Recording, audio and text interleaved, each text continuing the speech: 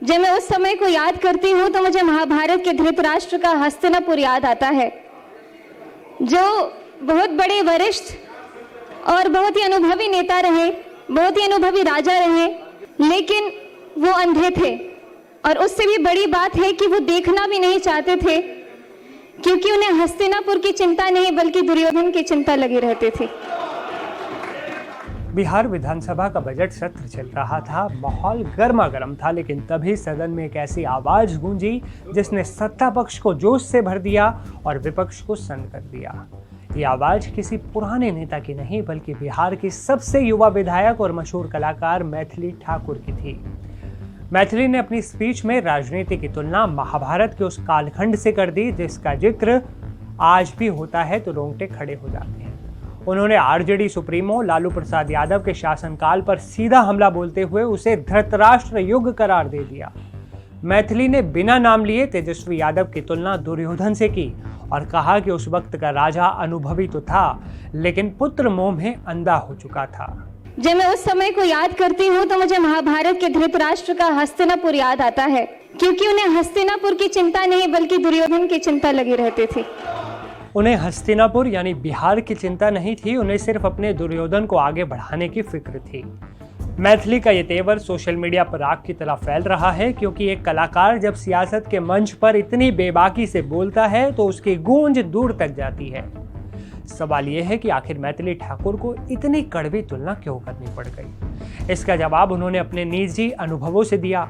मैथिली ने सदन में वो दौर याद दिलाया जब बिहार में शाम 5 बजे के बाद सन्नाटा पसर जाता था। उन्होंने कहा कि 2005 से पहले बिहार की सड़कों पर खौफ का पहरा था। लोग कहते थे कि 5 बजे के बाद गाड़ी मत निकालना, खतरा है, लेकिन आज तस्वीर बदल चुकी है। मैथिली ने गर्व से कहा, आज मैं कलाकार भी हूं और विधायक भी, और मैं रात के 3 बजे दरभंगा से अपनी गाड़ी खुद चलाकर पटना पहुंचती हूं और मुझे डर नहीं लगता। उन्होंने इस बदलाव का पूरा श्रेय नीतीश कुमार के सुशासन को दिया। मैथिली का कहना था कि पहले सत्ता में बैठे लोगों के लिए आंखें उन्होंने अपनी बंद कर ली थी, आंखों पर और कानों पर उन्होंने पट्टी बांध रखी थी। उन्हें जनता की चीखें सुनाई नहीं देती थी, लेकिन आज बिहार की बेटियां निडर होकर अपने सपनों को उड़ान दे रही हैं। मैथिली ठाकुर ने सिर्फ हमला ही नहीं किया बल्कि बिहार के विकास मॉडल पर भी अपनी बात रखी। उन्होंने मुख्यमंत्री नीतीश कुमार की साइकिल योजना को एक क्रांतिकारी कदम बताया। मैथिली के शब्दों में, इन साइकिलों के पहियों ने सिर्फ सड़कें नहीं नापी बल्कि बिहार की लाखों बेटियों की तकदीर बदल दी। उन्होंने संस्कृत के श्लोक तमसो मा ज्योतिर्गमय यानी अंधकार से प्रकाश की ओर जाने वाले मंत्र के जरिए बिहार के सफर को समझाया। महाभारत में जब युधिष्ठिर राजगद्दी पर बैठे तो उनके राज में धर्म की स्थापना हुई, न्याय आया और प्रजा सुखी हुई। ठीक उसी तरह जब नीतीश कुमार जी ने बिहार की बागडोर संभाली तो यहाँ सुशासन आया। जब मैं यहाँ इस विधानसभा में खड़ी हूँ तो मेरे मन में एक श्लोक गूंज रहा है, तमसो माँ ज्योतिर्गमय, अर्थात अंधकार से मुझे प्रकाश की ओर ले चलो। यही बिहार रहा है, अंधकार से प्रकाश की ओर, भय से आत्मविश्वास की ओर, अपमान से सम्मान की ओर और जंगल राज से सुशासन की ओर। उन्होंने कहा कि पीएम मोदी की प्रेरणा और नीतीश कुमार के विजन से आज बिहार का हर स्कूल गुलजार है। मैथिली ने अपने क्षेत्र अलीनगर का मुद्दा उठाते हुए मांग की कि स्कूलों में बच्चों का नामांकन इतनी तेजी से बढ़ रहा है कि अब वहां और ज्यादा कमरों और भवनों की जरूरत है। उनकी ये दलील दिखाती है कि वो सिर्फ एक सिंगर नहीं बल्कि अपने क्षेत्र की समस्याओं को लेकर सजग एक जनप्रतिनिधि भी हैं। जब मैथिली ठाकुर विपक्ष के जंगल राज की पोल खोल रही थी तो सदन में शोर मचना लाजमी था। विपक्ष के कई सीनियर नेताओं ने उन्हें बीच में टोकने की कोशिश की, उनकी बात को दबाने की कोशिश की गई, लेकिन मैथिली वहां भी नहीं रुकी। उन्होंने पलटवार करते हुए जो कहा उसने पूरे सदन को ताली बजाने पर मजबूर कर दिया। मैथिली ने कहा, माना कि यहाँ बैठे दिग्गज नेताओं की राजनीतिक उम्र मेरी उम्र से भी ज्यादा है, लेकिन आज जब बिहार की एक बेटी सच बोल रही है तो आपको इतनी तकलीफ क्यों होती है? बीडीओ साहब, आप खुद अपने दिल पे हाथ रख के बोलिए कि मैं जो बोल रही हूँ क्या वो झूठ है? आप दिल पे हाथ रख के बोलिए, आप खुद अपने दिल पे हाथ रख के बोलिए। और आज जब मैं बिहार के सबसे युवा विधायकों में से एक इस सदन में खड़ी होकर के बोल रही हूँ तो न जाने आपको क्यों इतनी दिक्कत हो रही है। उनके इस एक जुमले ने विपक्ष के बड़े बड़े धुरंधरों को खामोश कर दिया। मैथिली का ये भाषण बिहार की राजनीति में एक नैरेटिव की शुरुआत माना जा रहा है, जहां युवा चेहरा पुराने घावों को कुरेदकर विकास की नई लकीर खींचने की कोशिश कर रहा है। अब देखना यह है कि मैथिली का ये धृतराष्ट्र वाला वार 2026 की राजनीति में क्या रंग लाता है। आपकी इस खबर पर क्या राय है? मैथिली ठाकुर के बारे में आप क्या सोचते हैं? और लालू यादव के शासनकाल को आप किस नजरिए से देखते हैं? कमेंट में जरूर बताइएगा। अध्यक्ष जी, आज शिक्षा बजट पर चर्चा हो रही है, तो मैं आपसे एक सवाल पूछना चाहती हूँ कि वो बिहार सभी को याद है। जब मैं उस समय को याद करती हूँ तो मुझे महाभारत के धृतराष्ट्र का हस्तिनापुर याद आता है, जो बहुत बड़े वरिष्ठ और बहुत ही अनुभवी नेता रहे, बहुत ही अनुभवी राजा रहे, लेकिन वो अंधे थे। और उससे भी बड़ी बात है कि वो देखना भी नहीं चाहते थे, क्योंकि उन्हें हस्तिनापुर की चिंता नहीं बल्कि दुर्योधन की चिंता लगी रहती थी। जब इस धरती की बेटियां स्कूल जाने से डरती थी, जब सरकारी स्कूल के नाम पर सिर्फ टूटी फूटी दीवारें, जब शिक्षक वेतन के लिए दर बदर भटकते रहते थे, जब दोपहर का खाना नहीं मिलता था तो बच्चे भूखे पेट पढ़ने जाते थे और ज्यादातर तो जाते भी नहीं थे। जनता चिल्लाती रहती थी कि स्कूल में शिक्षक नहीं है तो कानों पे पट्टी। जनता रोती रहती थी कि बेटी पढ़ नहीं पा रही है तो आंखों पे पट्टी। और जनता कहती रहती थी कि बिहार पिछड़ रहा है, तब भी इनका दिल नहीं पसीझा। बिहार में 2005 से पहले ऐसा ही अंधेरा था। स्कूल में ताले, पढ़ाई लिखाई नहीं, बजट आता था लेकिन बच्चों तक पहुंचता नहीं था।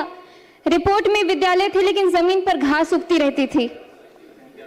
और हमारे विपक्ष के माननीय साथी जो आज बड़े गंभीर मुद्रा में यहाँ बैठे हुए हैं, आप सभी इस दौर के साक्षी रहे हैं और ये भी कह सकती हूँ कि आप सहयोगी भी रहे हैं, लेकिन हम उन्हें दोष नहीं देते हैं। हम तो बस इतना कहना चाहते हैं कि जो बीत गई सो बात गई, लेकिन इतिहास गवाह है।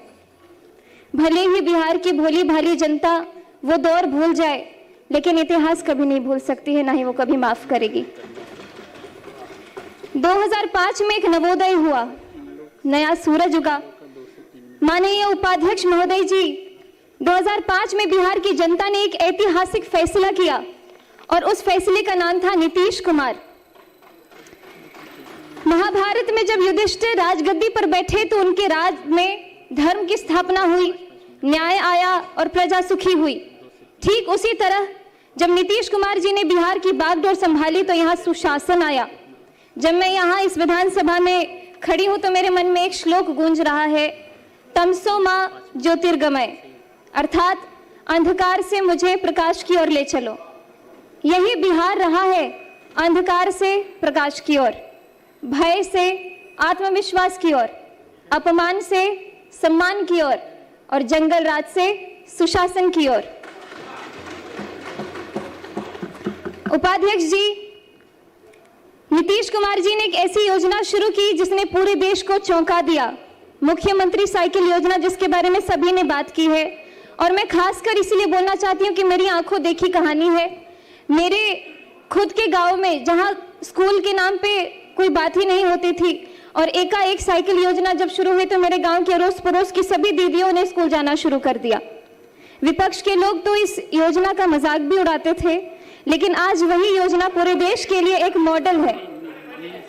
सुनने में सरल लगती है, लेकिन इस साइकिल ने क्या किया ये जरा सोचिए। आपको वक्त देंगे इनके भाषण के बाद।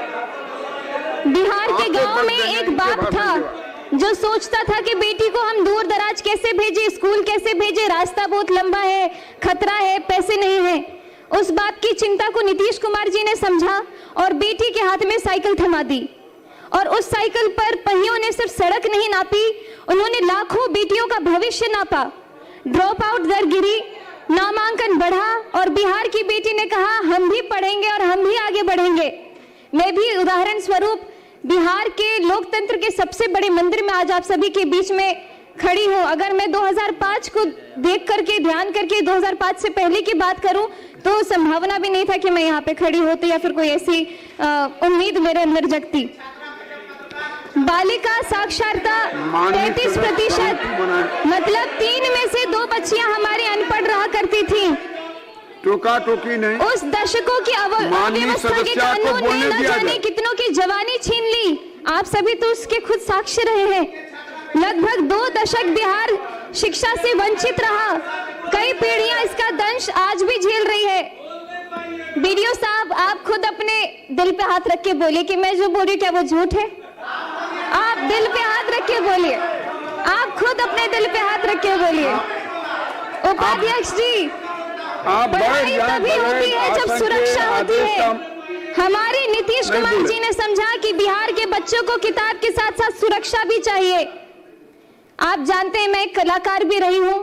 मैं जब पहले आती थी तो पहले की कहानियां सुनती थी।